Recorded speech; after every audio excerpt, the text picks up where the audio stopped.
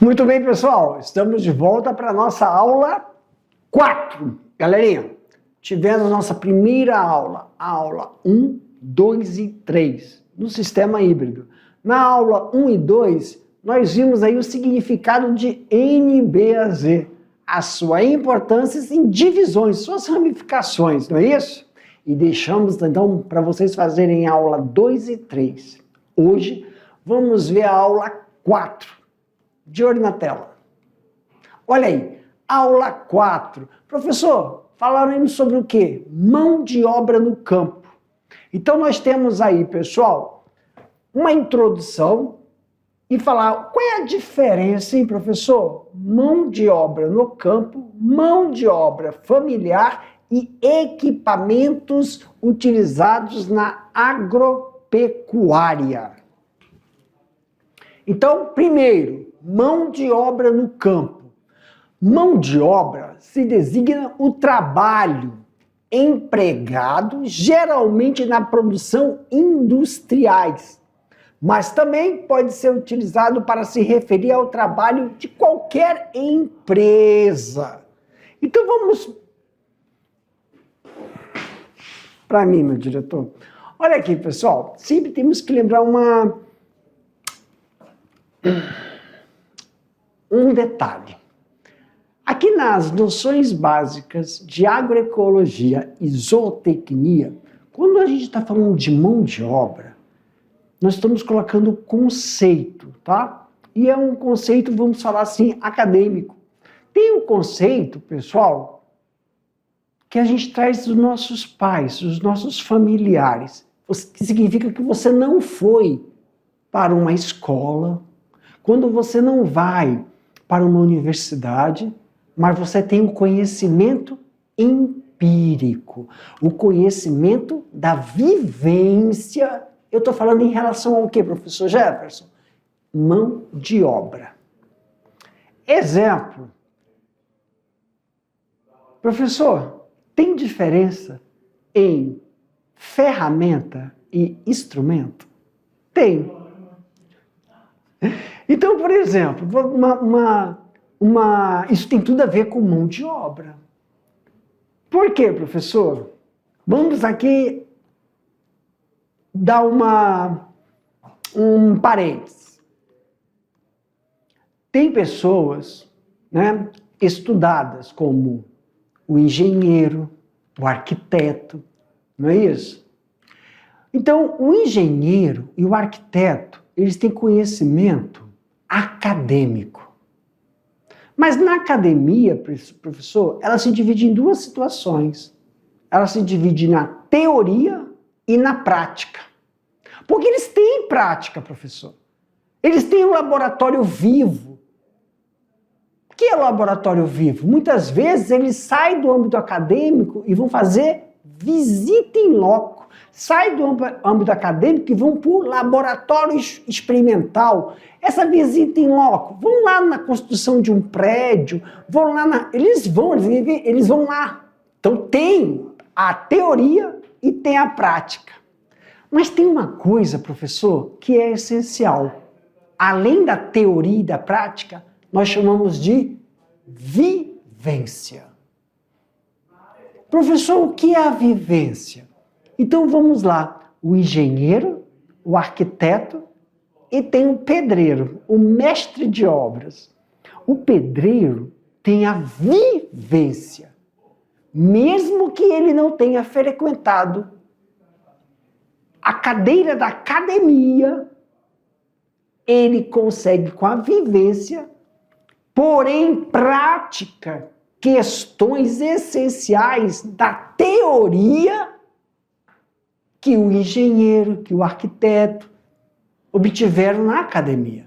Então, quando eu falo que há uma diferença em ferramenta e instrumento, é a vivência. Vamos lá. Um martelo na mão de uma pessoa que não tem a vivência de utilizar o martelo, ele é uma ferramenta. Agora, uma pessoa que tem a vivência, ele é um instrumento.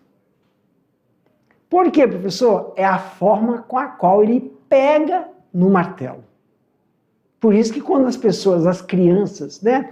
O pai pega o menino ali e ajuda ele a pregar um prego. Então ele vai mostrar para ele como ele vai manusear o martelo. Então, é pôr em prática uma técnica, uma teoria. Você sabe a técnica. Você sabe a teoria. Você aprende, que é a habilidade. A teoria, ela é o que, professor Jefferson? A teoria é a competência. A habilidade é a prática. Mas a vivência é a forma que você transpõe aquele conhecimento para que o que você estiver usando seja um instrumento. Senão você não vai alcançar o objetivo, não vai alcançar o produto final pelo qual você utilizou determinados instrumentos que têm uma única finalidade. Calma aí que eu tô... Calma, vamos voltar agora. Na tela, meu diretor, aumenta isso aqui. Então, mão de obra. O trabalho da mão de obra, ela pode ser mão de obra direta. O que é mão de obra direta? Quando o trabalho é diretamente empregado em fabricação de um bem ou um serviço. Então, isso é mão de obra direta. Está ligada ao bem ou um serviço. Mão de obra... Para mim, meu diretor. Professor, muitas vezes chamam a mão de obra direta, que está ligada a bem e serviço, de mão de obra que não é qualificada. Eu não concordo com isso, porque aqui tem a vivência. A mão de obra direta, ela tem a vivência. Vamos aqui bem em serviço? Exemplo, a figura nos mostra uma pessoa que está fazendo colheita em uma videira. Vai lá, uma plantação de uva, professor, tem um jeito, uma técnica, que quando você exercita ela várias vezes, você coloca aí um processo de retirar, colher eficiente. Quando você vai desbastar, o que é desbastar? Pode ser tirar, podar. Então, você vai pagar por uma mão de obra que não foi para a academia, que não foi para as escolas, mas, de certa forma, tem a vivência, tem uma especialização de vivência. Ele sabe fazer, ele aprendeu na prática. Essa mão de obra, que muitas vezes é negligenciada, hoje em dia, ela é bem remunerada. Claro que são questões geográficas, eu vou falar assim. Por quê, professor? Quando há ausência de tecnologia, essa mão de obra ainda está viva, está ali, pulsante. Claro que, hoje em dia, muitos processos relacionados à mão de obra direta estão sendo, vamos falar, substituídos aos poucos pela tecnologia. Hoje, nós sabemos, existem colheitadeiras de café.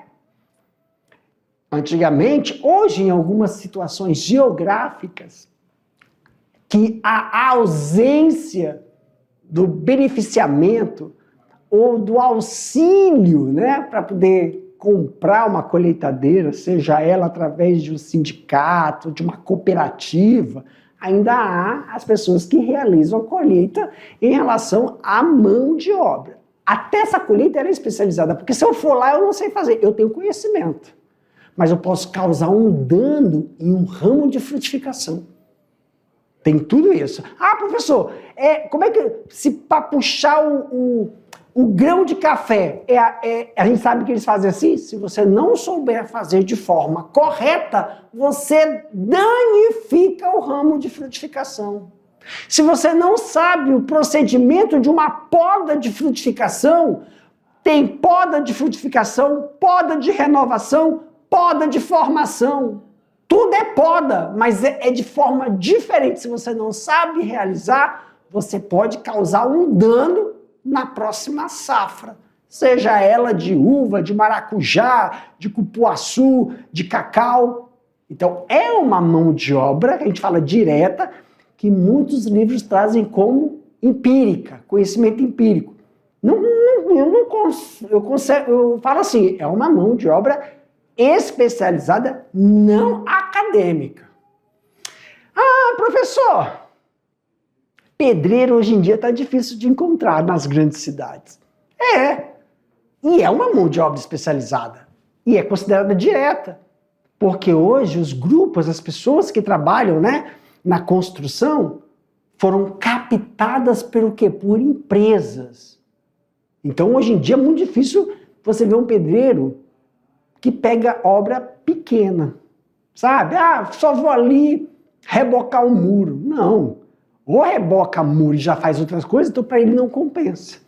Claro que nós estamos falando em grandes centros. Eu estou fazendo esse paralelo com o mundo urbano, juntamente com o mundo rural. Na tela, meu diretor. Mão de obra indireta é realizada de atividades como supervisão, manutenção de máquinas. Vem aqui para cá, meu diretor. Por exemplo, pessoal, a mão de obra indireta, ela é mão de obra, empírica. Quando eu falo que elas estão sendo substituídas pela tecnologia, aí essa mão de obra que a gente chama de mão de obra indireta é a mão de obra de manutenção.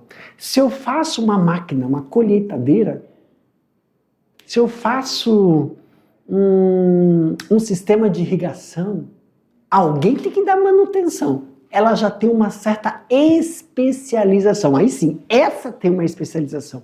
E quando a gente fala especialização, ela é voltada para um determinado item. Aí que está o negócio. Mão de obra aqui, ó, ela é... A mão de obra direta, ela é radial. Como assim, professor? Ele consegue estar em vários lugares do processo agropecuário, do processo de agricultura, do processo de produção. É radial. Agora, a mão de obra especializada, por que ela não é radial, professor? Porque ela não se ramifica. Porque quem faz manutenção de uma máquina especializada não conhece um carro.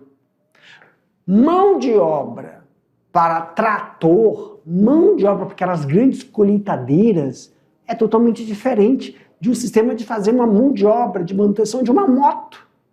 Não é radial. Por exemplo, professor, eu estou com um sistema de... Como é que chama, meu diretor? Ordenhadeira. Um sistema semi-mecanizado de ordenhadeira. De ordenha. Que vai ordenhar 10 vacas ao mesmo tempo. São ordenhas sincronizadas. E eu tenho que fazer uma coisa é a operação da máquina. Agora, a manutenção daquela máquina é outra. Não é porque eu faço a manutenção de uma máquina sincronizada de ordenha que eu vou fazer a manutenção de um trator. Então ela é direcionada, ela não tem essa radial, tá bom? Tem uma certa especialização, só que ela é muito específica. E a mão de obra qualificada? Mão de obra qualificada, aí ó, pega os cursos técnicos. É só a teoria. Como a gente fala do engenheiro agrônomo, quando a gente fala do veterinário, claro que a teoria, mas a diferença é a teoria com aquela prática que ele não nasceu com a vivência. A vivência vai ser adquirida durante o processo de formação. é diferente da mão de obra direta, porque aquele menino, o pai pegava ele e levava ele para ajudar a fazer o quê? A colher o feijão, plantar o feijão, cultivar a uva, podar a uva. Porque um processo de plantação tem várias fases. Olha só, quando eu falo poda, poda de condução, formação, floração, frutificação e renovação. 5 podas, meus queridos. Tem gente que fala só poda, vou ali fazer o trato cultural. Qual trato cultural? O trato cultural de uma poda. Mas são 5 tipos. E ó, são 5 tipos, mas cada tipo tem uma especificação dependendo da cultura. É cacau? É uva? É cupuaçu? É maracujá? Então, viu? É radial. Aqui não. E aí a criancinha, a vivência, foi ver o pai desde o início lá, ó, colhendo lá, tirando leite da vaca. Essa é uma mão de obra. Você quer entender o que é uma mão de obra direta, de vivência? Para quem nunca tirou o leite de uma vaca, vai tentar para você ver. Quem já vivenciou, sabe, é rápido, é dinâmico. O esguicho, ele é constante.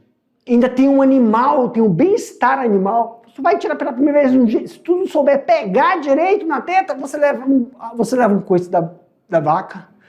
Ela não deixa, ela trava, ela tranca o leite. Isso tudo prejudica, até na hora de você colocar a ordenhadeira, se você for fazer isso, a forma de você colocar e a forma de você preparar. É a vivência. Aqui não tem vivência, mas ele adquire a habilidade durante o processo de competência. É uma mão de obra que é bem mais valorizada no mercado de trabalho. Na tela, meu diretor. Então, assim, aqui é a população, né? Cerca de 4 milhões de pessoas, propriedades rurais, empregam 80% da mão de obra no campo e produzem 60% do alimento consumido pela população. Os desafios da mão de obra no campo, quantitativos e qualitativos. Por quê, professor? O que está pegando aqui? É a transposição. Transposição do quê, professor? Para mim, meu diretor, é a transposição da forma manual para tecnológica. Antigamente, precisávamos de quê? De um número maior de pessoas durante o ato de colher, durante o ato de podar. Uma pessoa só não vai podar um pé,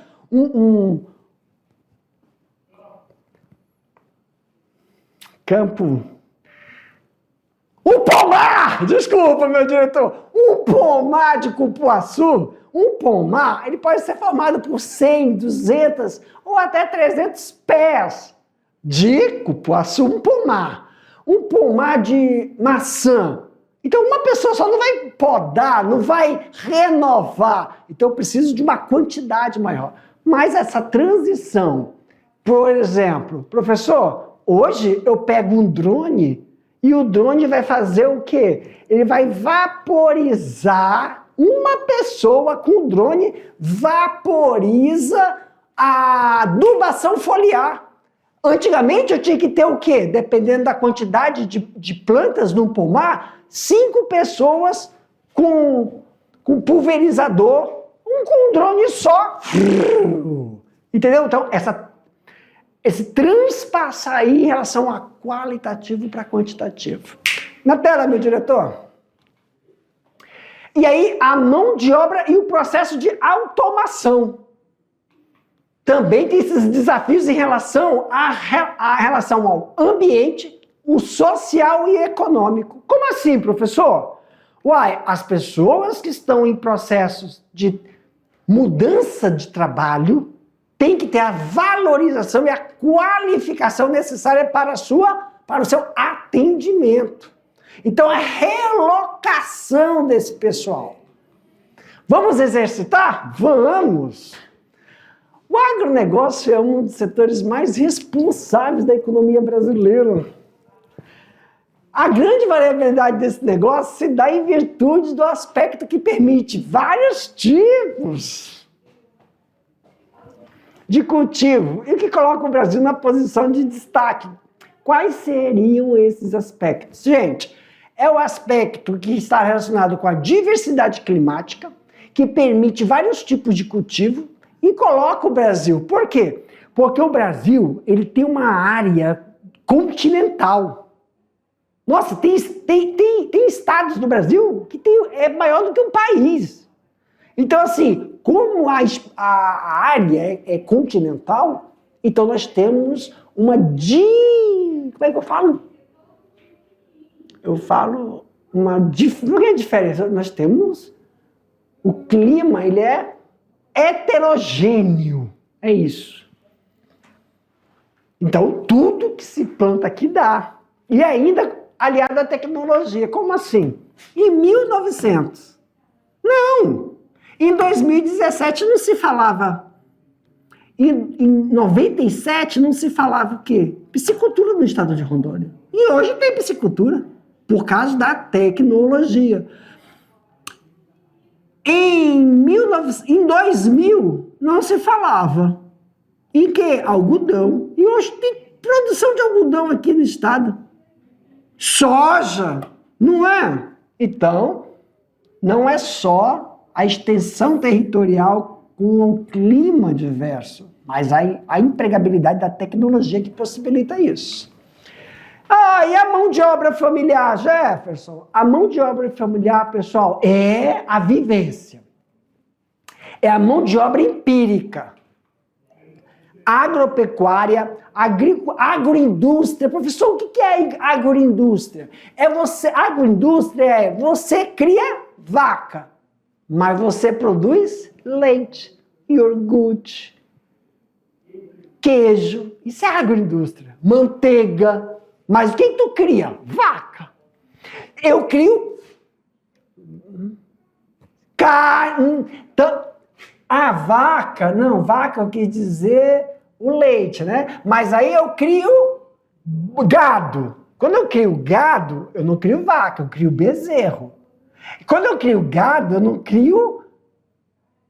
Eu crio boi, eu não crio touro. Tem diferença. Nós vamos ver isso, meus queridos, nós vamos ver.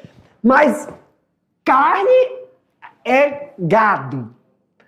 Mas eu crio porco. Se eu crio porco, mas o que é agroindústria? Linguiça, presunto, bacon, óleo. Isso é agroindústria. Eu crio abelha, mas eu produzo mel, própolis, geleia real. É beneficiamento. Isso é mão de obra familiar que a indústria sequestrou para potencializar o produto. A indústria gafanhoto, não é? É o capitalismo que todo mundo quer. Socialismo para eles, capitalismo para nós. Lasqueira! Eu